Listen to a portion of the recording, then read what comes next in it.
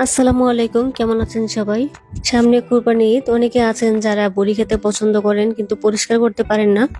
তাদের জন্য আজকের এই ভিডিওটি। প্রথমে বড়িগুলোকে ছোট ছোট টুকরো করে নিয়েছি, এরপর পানি দিয়ে ভালো করে ধুয়ে নিয়েছি।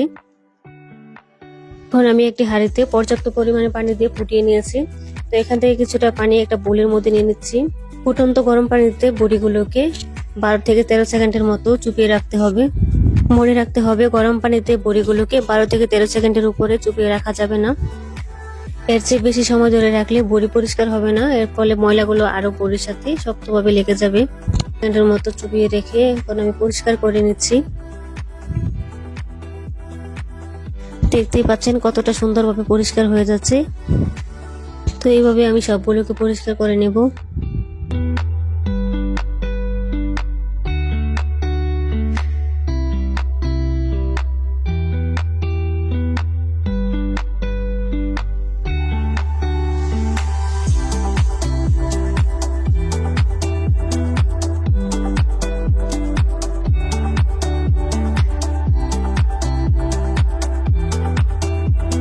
তো দেখতেই পাচ্ছেন বড়িটা কত সুন্দরভাবে পরিষ্কার হয়ে গেছে। এখন আমি বড়ির আরেকটা অংশ নিয়ে নিয়েছি। তো বড়ির এই অংশটাকে আমরা টুপি বলে থাকি। তো বড়ির এই অংশটার মধ্যে অনেকগুলো পার্ট থাকে, যেগুলো খুব আস্তে আস্তে একটা একটা করে পরিষ্কার করতে হয়।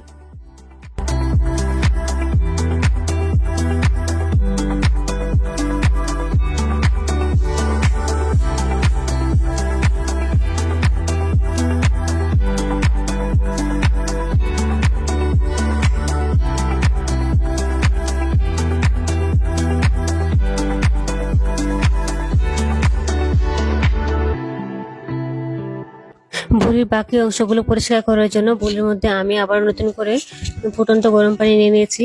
তো এই গরম পানির মধ্যে বাকি অংশগুলো চুবিয়ে রেখে দেব। বড়ির এই অংশগুলো ময়লাগুলো ওঠাতে একটু যেহেতু কষ্টকর, তো এই অংশগুলোকে 16 থেকে 17 সেকেন্ডের মতো চুবিয়ে রেখে দেব। গরম পানি থেকে উঠানোর পর একটু ছুরির সাহায্যে আমি এগুলো ময়লাগুলো পরিষ্কার করে নিচ্ছি।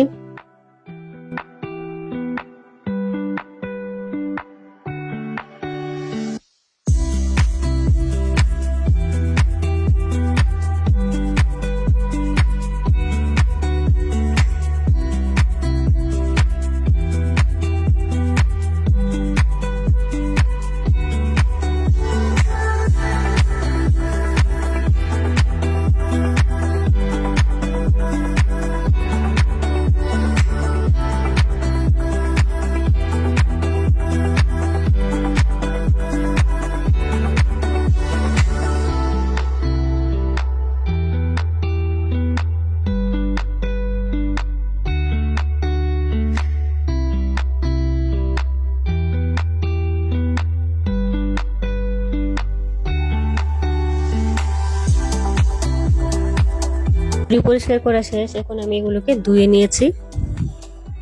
ধুয়ে নেওয়ার পর বড়িগুলোর মধ্যে আমি একটু লেবুর রস দিয়ে দিচ্ছি, এতে করে বড়ির মধ্যে যে দুর্গন্ধ থাকে এই দুর্গন্ধটা আর থাকবে না। লেবুর রস দিয়ে ভালো করে মাখিয়ে নিয়ে এর উপর দিয়ে দিচ্ছি একটু হলুদের গুঁড়া। হলুদের গুঁড়া আর লেবুর রস দিলে বড়ির মধ্যে যে আষ্টে গন্ধ থাকে এই গন্ধটা তেমন থাকবে না। এরপর পানি দিয়ে কিছুক্ষণ ভিজিয়ে রেখে দেব, প্রায় 10 মিনিটের মতো। 10 মিনিট পর বড়িগুলোকে আবারও ভালো করে পরিষ্কার করে ধুয়ে নিচ্ছি। ধুয়ে নেওয়া হয়ে গেলে চুলায় একটি পাত্র বসিয়ে এর মধ্যে পর্যাপ্ত পরিমাণে পানি দিয়ে বড়িগুলোকে সিদ্ধ করে নিচ্ছি।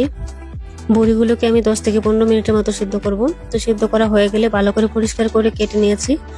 তো এইভাবে আপনারা খুব সহজে বড়ি পরিষ্কার করতে পারেন। তো আজকের মতো এখানে বিদায় নিচ্ছি। আল্লাহ হাফেজ।